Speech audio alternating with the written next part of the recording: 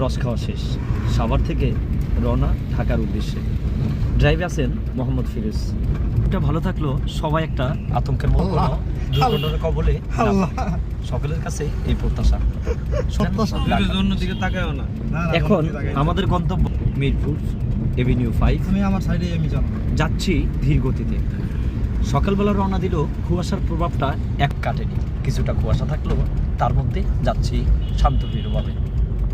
আপনারা যদি কেউ এই রাস্তায় রস খাওয়ার জন্য আসতে চান, তাহলে আপনাদেরকে রওনা দিতে হবে 6:30 থেকে 6:40 এর মধ্যে। কিন্তু এর অতিক্রম করলে রস নাও পেতে পারেন।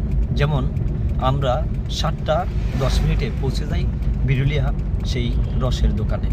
মুরব্বী এত কষ্ট করে কুয়াশার মধ্যে রস নিয়ে আসছেন, এটা অবিশ্বাসনীয় একটা ব্যাপার। কিন্তু আত্মবিশ্বাস নিয়ে ঢাকা থেকে যখন আসি, অবশ্যই রস খাবো আর রস পাবো, এই প্রত্যাশায় পৌঁছে দেয় আমাদেরকে বিরুলিয়া সেই রসের হাড়ির দোকানে।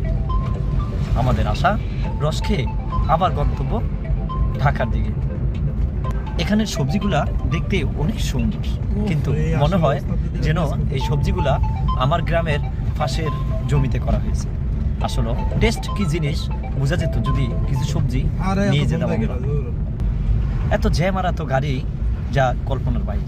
এই জন্যেই আপনাদেরকে বলা হয়েছে 6টা থেকে 6:10 মধ্যে ঢাকা থেকে বের হয়ে যেতে হবে।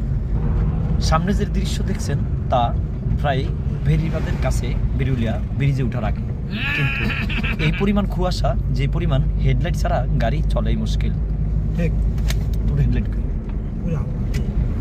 সামনের যে গাড়ি দেখতেছেন, হোন্ডা দেখতেছেন, সেই গাড়িতে